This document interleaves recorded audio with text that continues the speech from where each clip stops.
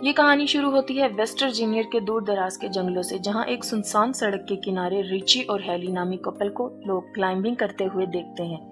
अब जैसे ही रिची ऊपर पहुंचता है तो इसे अपने सामने गंदे पानी से भरी हुई एक नदी दिखाई देती है और अपनी जीत की खुशी मनाते हुए वो हेली को जल्दी से ऊपर आने का इशारा करता है।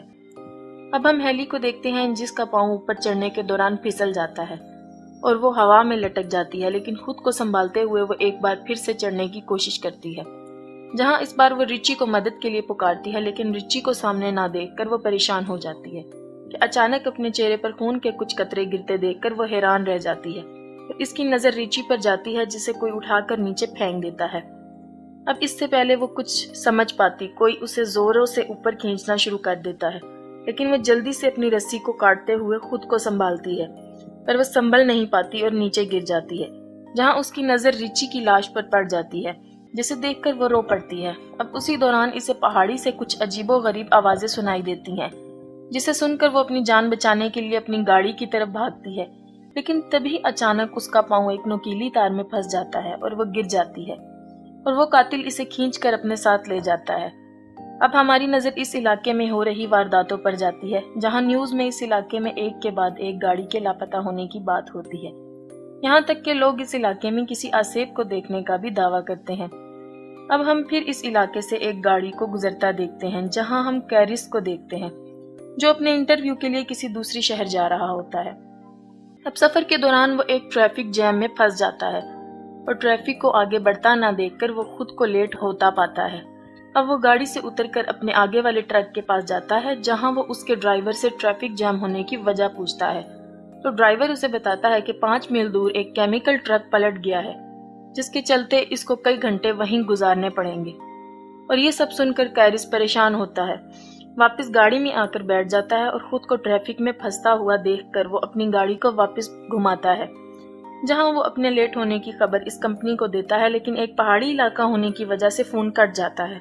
अब फोन की तलाश में इसकी नजर एक गैस स्टेशन के बोर्ड पर पड़ती है और वो अपनी गाड़ी वहां ले जाता है। अब रास्ते में उसे एक के बाद एक लावारिस गाड़ियां नजर आती हैं और इनके दरमियान से गुजरते हुए वो गैस स्टेशन तक पहुंचता है, जहां उसकी नजर स्टेशन के मालिक पर पड़ती है, जो किसी बीमारी में मुब्तला लगता है। अब वो गाड़ी से उतरकर कंपनी वालों को इत्तला करने की कोशिश करता है, लेकिन फूड डेड होने की वजह से वो राब्ता नहीं कर पाता।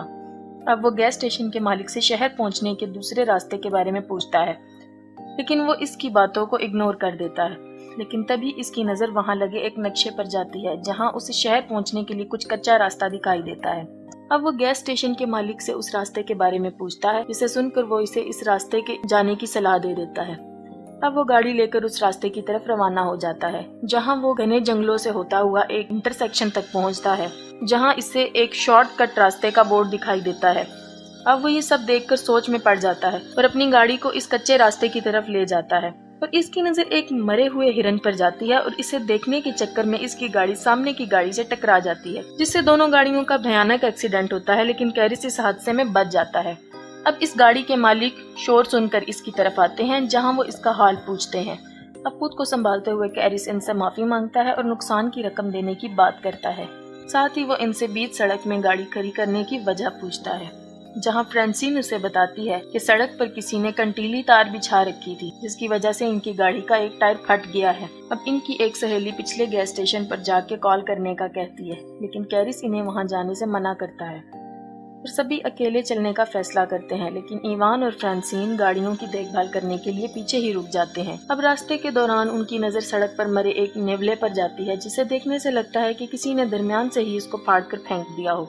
थोड़ी दूर जाकर इन्हें जंगलों में गाड़ियों के कुछ जलते हुए टायर दिखाई देते हैं, जिसे देखकर उसे खतरे का अंदेशा होता है और वो सबको आगे बढ़ते रहने का कहता है। वहीं फ्रांसिन और हम एवान को देखते हैं, जिन्हें पास की झाड़ियों से कुछ हलचल महसूस होती है और वो इस जगह को देखते जाता है। और फ्रांसिन इसे वहां ना पाकर परेशान हो जाती है और इसे ढूंढने इसके पीछे जाती है, और जहां चलते चलते उसकी नजर इवान के एक जूते पर पड़ती है और वो जैसे ही वो इसके नजदीक पहुंचती है तो इवान कटा हुआ कान दिखाई देता है और वो इसे देखकर रोने लग जाती है कि तभी वो शख्स इस पर पीछे से हमला करते हुए इसे मौत की घाट उतार देता है। वहीं बाकी लोगों को हम रोड के आखिर में देखते हैं, लेकिन चारों मदद के लिए निकल पड़ते हैं। चलते चलते इनकी नजर एक घर पर जाती है। अब वो मदद मांगने के लिए घर की तरफ जाते हैं, कैरिस ढेर सारी गाड़ियों को देखकर परेशान हो जाता है और मदद मांगने के लिए घर का दरवाजा खटखटाता है। जल्द ही इनको पता चलता है कि इस घर में कोई नहीं है। अब वो सब कॉल करने के लिए घर के अंदर आते हैं, जहां इनकी नजर खाने के टेबल पर जाती है, जिसे देखकर लगता है कि बरसों से इस घर में सफाई नहीं हुई। और दूसरी तरफ चश्मे और गाड़ियों की चाबियां मिलती हैं। अब जैसे ही वो फ्रिज को खोलता है, इसके होश उड़ जाते हैं। हम फ्रिज में ढेर सारे इंसानी अज़ा को देखते हैं और जैसी को भी एक कमरे में वही कंटीली तार दिखाई देती है जिसने इसकी गाड़ी का एक टायर को फाड़ा था। अब ये सब देखकर चारों वहां से भागने लगते हैं कि तभी कैरिस की नजर खिड़की से बाहर जाती है, जहां इसे एक गाड़ी इनकी गाड़ियों के साथ वहां आते हुए दिखाई देती है। अब चारों घर के पिछले दरवाजे की तरफ भागते हैं, लेकिन दरवाजा बंद होने की वजह से चारों बहुत खौफजदा हो जाते हैं। वहीं दूसरी तरफ हम इस कातिल को अंदर आते देखते हैं। वो अंदर आकर फ्रांसीन की लाश को जमीन पर फेंकता है और हमारी नजर वहां कैरिस और जेसी पर जाती है, जो इसकी लाश को देखकर सकते में आ जाते हैं। और वहां हम पहली बार 3 आदमखोरों को देखते हैं, जो फ्रांसीन की लाश को उठाकर टेबल पर रखते हैं और अपने तेज धार औजारों से इसको काटना शुरू कर देते हैं। जहाँ ये खूनी मंजर देखकर जैसी ही कार्ली चिल्लाने लगती है, वैसे ही स्कॉट इसके मुंह पर हाथ रख देता है। अब कुछ देर बाद वो आदमखोर लाश को खाकर गहरी नींद में सो जाते हैं, जहाँ मौका पाकर सब ही दबे पांव वहां से निकलने की कोशिश करते हैं कि इसी बीच एक आदमखोर की नजर इन पर पड़ती है, जिसे देखकर सब ही घर के पीछे भागना शुरू कर देते हैं। अब ये देखते ही देखते अचानक वो आदमखोर ढूंढते हुए वहां आ जाते हैं और कैरिस इनकी गाड़ियां चुराने का प्लान करता है और चिल्लाते हुए इसका ध्यान अपनी तरफ करने की कोशिश करता है, लेकिन तभी एक आदमखोर इस पर गोली चलाता है और वो जख्मी होकर गिर जाता है। ये देखकर बाकी 3 हैरान रह जाते हैं। अब स्कॉट को जंगल में भागते हुए देखते हैं और जैसे ही इसकी नजर इस ट्रक की तरफ जाती है और वो इस ट्रक को देखकर इसकी तरफ जाने लगता है कि इसी वक्त एक तीर इसके सीने में आर पार हो जाता है और वो तीनों अपनी जान बचाकर भाग निकलते हैं। जहाँ कुछ दूर जाकर इनका ट्रक कीचड़ में फंस जाता है और इन सबको वो ट्रक वहीं छोड़ना पड़ता है। तीनों अपनी जान बचाते हुए जंगल से सड़क की तरफ निकल पड़ते हैं। दिन से शाम हो जाती है और वो आदमखोर इन तीनों के शिकार पर निकल पड़ते हैं।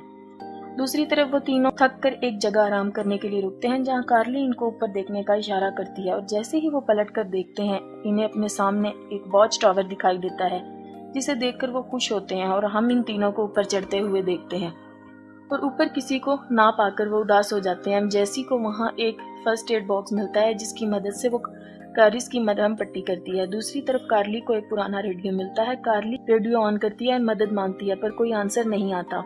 कैरिस को नीचे से कुछ आवाजें सुनाई देती हैं और वो देखता है तो इसकी नजर नीचे से गुजर रहे इन तीनों आदमखोरों पर पड़ती है और तीनों टावर पर चढ़ते हुए दिखाई देते हैं और इनको ऊपर आता देखकर कैरिस वहां रखे हुए सामान को टावर के एंट्री गेट पर रखना शुरू कर देता है और कुछ देर बाद वो इनको वहां से जाते हुए आता है और कार्ली रेडियो पर अपने लोकेशन बताती है और तभी वो आदमखोर रेडियो की वायर को तोड़ डालते हैं और टावर को आग लगा देते हैं।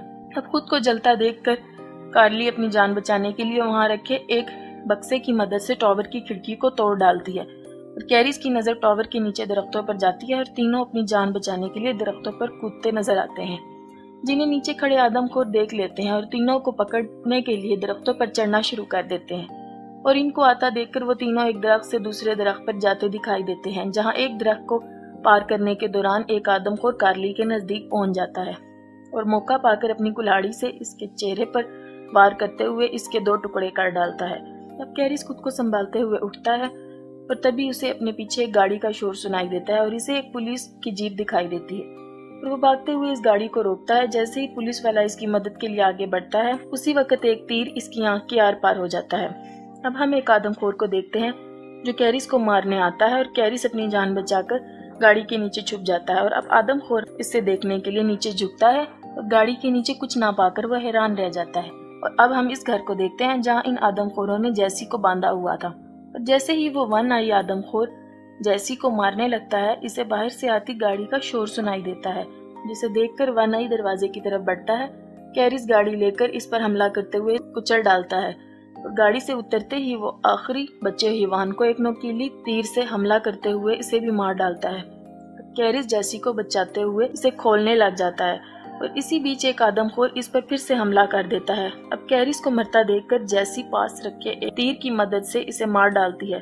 अब वो दोनों घर से बाहर निकलते हैं, लेकिन उसी बीच कैरिस की नजर पुलिस की गाड़ी पर जाती है, जहां वो इसकी गाड़ी के फ्यूल बॉक्स को निशाना बनाता है, जिसके चलते वहां एक जोरदार धमाका होता है और इस घर के परखच्चे उड़ जाते हैं। अब हम दोनों फिर से इस सड़क को देखते हैं जहाँ वो दोनों ٹرک کے ذریعے گیس اسٹیشن تک پہنچے تھے اور ٹرک کو اپنی طرف آتا دیکھ کر اسٹیشن مالک ڈر کر دروازہ بند کر دیتا ہے اور کیرس ٹرک سے اترتا ہے اور وہاں لگے اس میپ کو اتار کر روانہ ہو جاتا ہے۔